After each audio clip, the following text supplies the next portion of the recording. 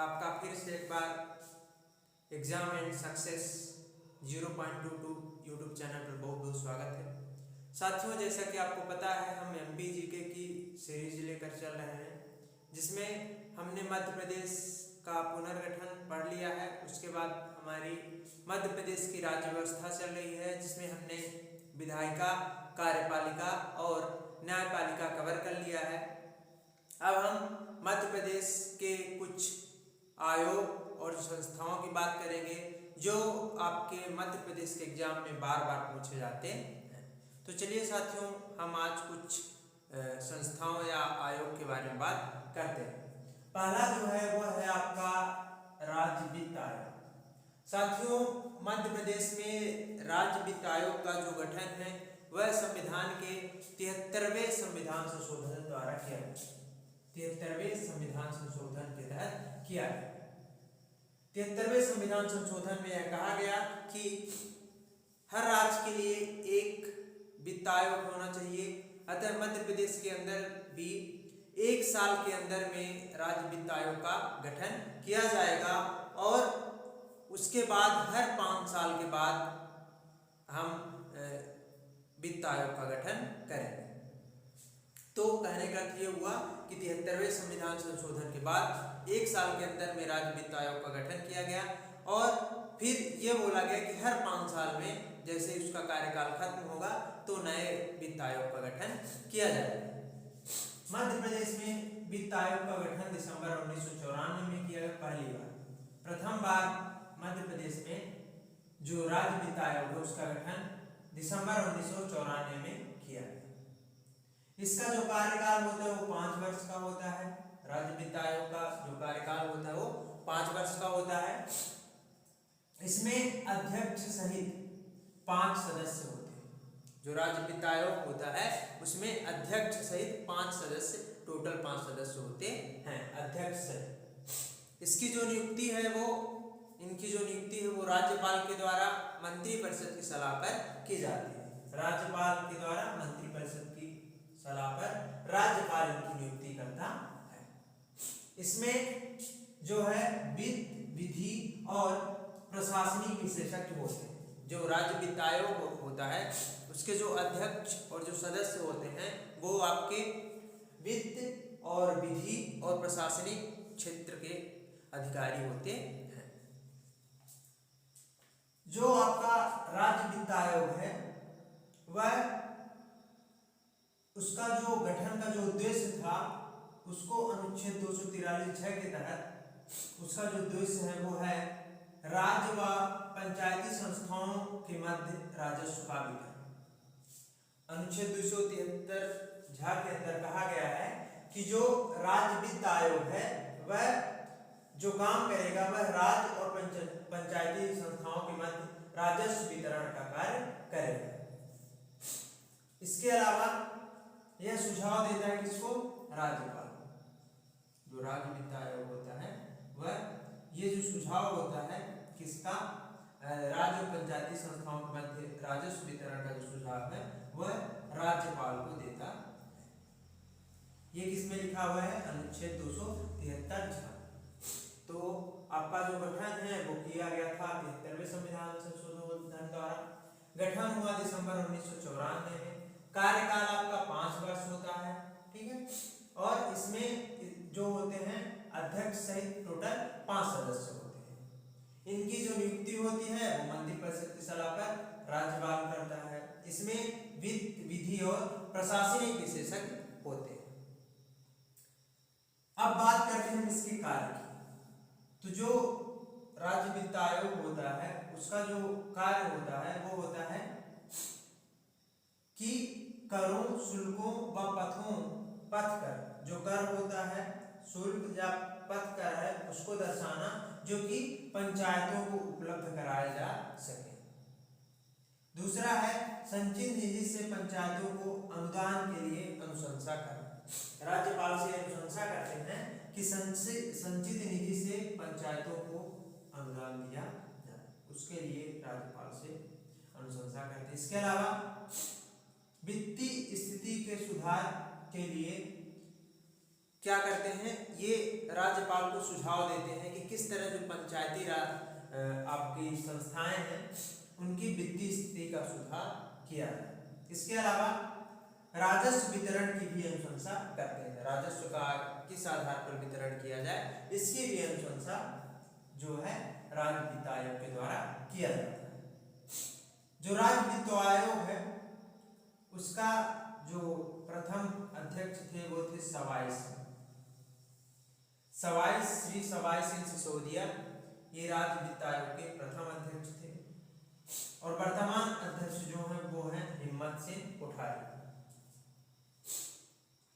तो ये थी कुछ महत्वपूर्ण बातें जो राज्य वित्त आयोग के बारे में। अब हम बात करेंगे एक और महत्वपूर्ण आयोग की जिसका नाम है राज्य निर्वाचन आयोग।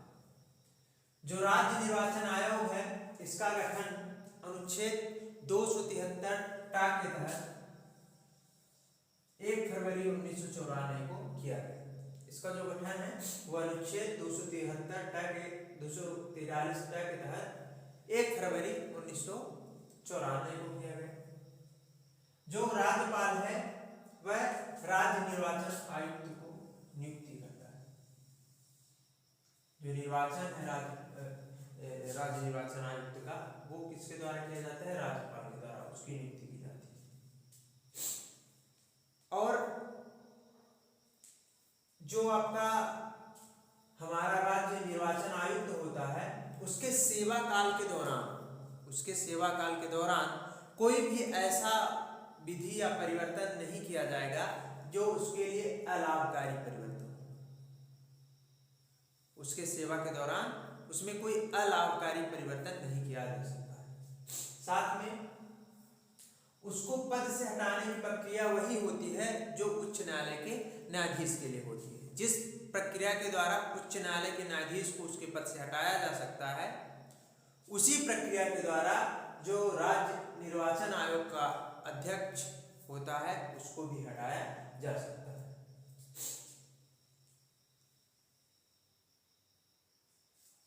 अगर जो राज्य निर्वाचन आयोग का अध्यक्ष है उसको लगता है कि उसको अपने कार्यों के निर्वहन के लिए कुछ कर्मचारियों की जरूरत है तो वह उसके लिए राज्यपाल से सिफारिश कर सकता है और राज्यपाल उसको उचित संख्या में कर्मचारी उपलब्ध कराएगा। जो हमारा राज्य निर्वाचन आयोग है उसके जो प्रथम अध्यक्ष थे वो थे एन.वी.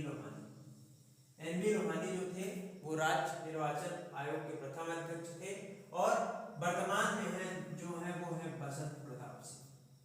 तो हमने राज्य निर्वाचन आयोग के बारे में पढ़ा कि जो राज्य निर्वाचन आयोग है उसका जो गठन है वो अनुच्छेद 243 टा के तहत किया गया। इसका जो गठन है वो 1 फरवरी 1994 को किया गया। जो इसका अध्यक्ष है उसकी जो नियुक्ति होती है वो राज्यपाल के द्वारा की जाती है। साथ ही इसके पद पर रहते हुए कोई ऐसा नियम नहीं बनाया जाएगा जिससे जो उसके लिए अलाभकारी हो। ठीक है।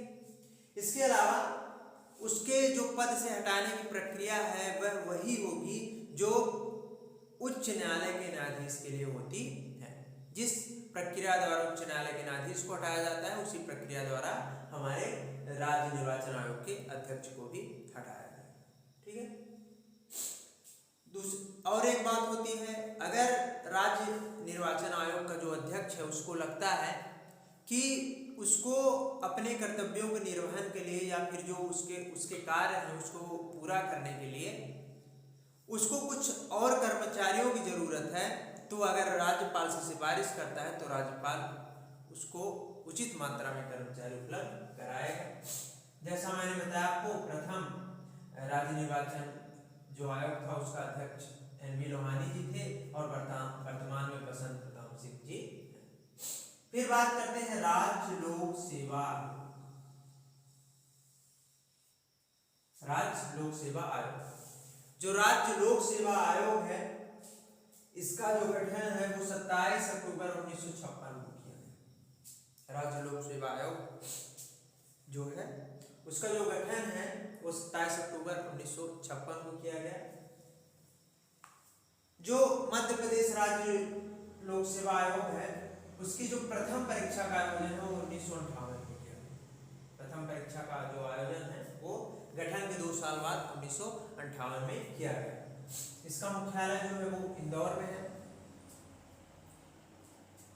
इसका जो गठन है वो अनुच्छेद 315 के तहत किया गया।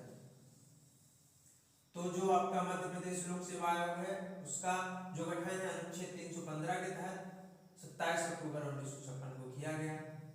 प्रथम परीक्षा 1956 में हुई और मुख्यालय आपका इंदौर।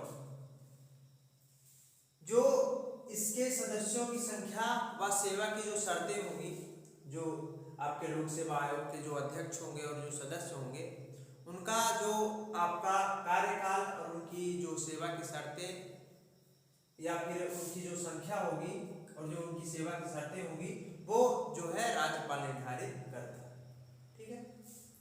वर्तमान में अध्यक्ष सहित 7 सदस्य हमारे लोक सेवा आयोग में होने चाहिए। जो सदस्यों की संख्या निर्धारित की गई है वो है अध्यक्ष सहित 7 सदस्य। इसका जो वेतन होता है वो राज्यपाल द्वारा संचित निधि से दिया जाता है। जो वेतन होता है वो राज्यपाल द्वारा जो है जो राज्य की संचित निधि है उससे इनको वेतन दिया जाता है। कार्यकाल इनका 6 वर्ष या फिर 62 वर्ष, मीन्स जो पहले कंप्लीट होगा। 6 वर्ष अगर उनका पहले कंप्लीट हुआ है तो 6 वर्ष, या फिर उनकी आयु अगर 62 वर्ष पहले कंप्लीट हो रही है तो 62 वर्ष। ठीक है। इसके अलावा इनको जो कार्य शक्ति है, जो मध्य प्रदेश लोक सेवा आयोग है, जो लोक सेवा आयोग होता है राज्य लोक सेवा आयोग, उसको जो कार्य शक्ति है वो अनुच्छेद 320 से मिलती है। किससे मिलती है? अनुच्छेद 320 से। अब इसकी जो कार्य शक्ति होती है वो क्या होती है? तो पहली बात तो ये राज्यपाल को, चूंकि ये एक जो सुझाव देने वाली समिति होती है, परामर्श समिति होती है, तो ये राज्यपाल को भर्ती से संबंधित सलाह दे सकता है। एक सलाह समिति है। तो स्थानांतरण से संबंधित सलाह दे सकता है। इसके अलावा पदोन्नति से संबंधित सलाह भी दे सकता है। यह राज्य लोक सेवा आयोग की परीक्षा व साक्षात्कार से संबंधित सलाह भी राज्यपाल को देता है। इसके अलावा अस्थायी नियुक्ति अगर कहीं पर करनी है तो उसके लिए भी सलाह देता है। पेंशन, वेतन तथा नियमितीकरण, पेंशन हो गया, वेतन हो गया तथा नियमितीकरण जो है उससे संबंधित सुझाव भी जो होता है वो आपके राज्य लोक सेवा आयोग के द्वारा राज्यपाल को दिया जाता है। जो राज्य लोक सेवा आयोग है उसके जो प्रथम अध्यक्ष थे वो डीबी रेगे थे। प्रथम अध्यक्ष डीबी रेगे, और वर्तमान में राजेश लाल मेहरा जो है वो मध्य प्रदेश राज्य लोक सेवा आयोग के अध्यक्ष। तो ये थे कुछ आयोग। आशा है आपको पसंद आए होंगे। अगर आपको सेशन पसंद आया हो तो लाइक करिए, साथ में शेयर करिए, और इसी तरह की वीडियोज के लिए चैनल को सब्सक्राइब करना मत भूलिए। तब तक के लिए आपको बहुत बहुत धन्यवाद। फिर से मिलेंगे एक नए वीडियो के साथ। धन्यवाद।